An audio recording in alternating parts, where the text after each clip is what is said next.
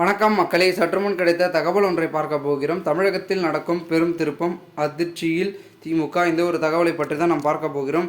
தகவலை பார்ப்பதற்கு முன்னதாக நீங்கள் நம்மளுடைய சேனலுக்கு புதிய பார்வையாளர்களாக இருந்தீர்கள் என்றால் மறக்காமல் நம்மளுடைய சேனலை சப்ஸ்கிரைப் செய்து வைத்துக் கொள்ளுங்கள் மக்களே.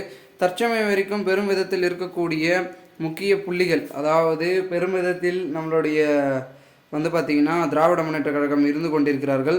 அவர்களுக்கு ஏற்றால் போலவே பார்த்திங்கன்னா தகவல்கள் என்பது தொடர்ந்து வெளியாகி கொண்டே இருக்கிறது என்றும் ஒரு பக்கம் பார்க்கப்படுகிறது. என்னவென்றால் அதிமுகவும் சரி திமுகவும் சரி பெரும் வாரியாக பார்த்திங்கன்னா இந்த ஒரு தேர்தலை மோதல்களாக தொடர்ந்து மோதி கொண்டிருந்தாலும் கூட திமுகவுக்கு ஒரு அதிர்ச்சி தான் அப்படின்னு பார்க்கப்படுகிறது. ஏன்னா ஒரு சில இடங்களில் அவர்களுக்கான எதிர்ப்பு இருந்தது. ஓகேங்களா, இப்போ நீங்கள் தூத்துக்குடியிலே எடுத்துக்கிட்டிங்கன்னா ஒரு சில கிராமங்களில் தேர்தலை புறக்கணித்திருக்கிறார். ஓகேங்களா, தேர்தலை புறக்கணித்ததுனால அங்கே திமுக அவர்கள் போய் பேச்சுவார்த்தை நடத்தினாலும் கூட அவங்களை விரட்டி அடித்திருக்காங்க. அந்த ஒரு சூழல் நடைபெற்றிருக்கிறது.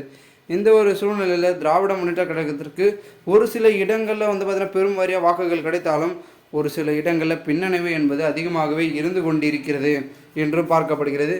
அதனால் பெரும் சிக்கல்களும் பின்னடைவுகளும் ஒரு பக்கம் இருந்து கொண்டிருந்தாலும் கூட திராவிட முன்னேற்ற கழகம் அடுத்ததாக என்ன பண்ண போகிறது, பெரும் வாரியாக வெற்றியை பிடிக்குமா, வெற்றியை தட்டி தூக்குமா அப்படின்ற ஒரு எதிர்பார்ப்பு இருக்குது. ஓகேங்களா, பிரசாந்த் கிஷோர் என்னதான் இருந்தாலும் கூட அவர் எல்லா இடத்துலையும் இப்போ பார்த்திங்கன்னா ஒரு யூகங்களை பார்த்திங்கன்னா அந்த மாவட்டத்துக்கோ அந்த தொகுதி வாரியாவோ செய்கிறாரு.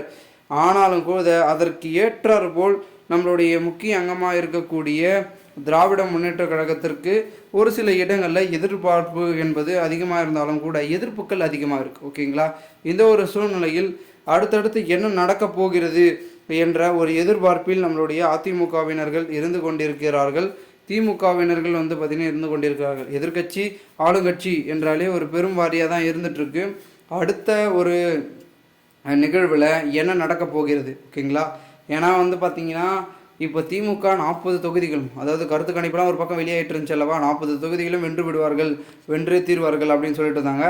அப்போ வென்றார்கள் என்றால் பெரும் வாரியாக பார்த்திங்கன்னா தொகுதிகளை திமுக கைப்பற்றுவதற்கான வாய்ப்புகள் இருக்குது அப்படின்னும் அரசியல் வட்டாரங்களில் அரசியல் நிபுணர்கள் விமர்சனங்களாக சொல்லிக் கொண்டிருக்கிறார்கள். பொறுத்திருந்து பார்க்கலாம் என்ன நடக்கிறது என்பதை. மேலும் இதுபோன்ற நீங்கள் அரசியல் சார்ந்த நிகழ்வுகளை தெரிந்து கொள்ள நம்மளுடைய சேனலை சப்ஸ்கிரைப் பண்ணுங்கள். நன்றி, வணக்கம்.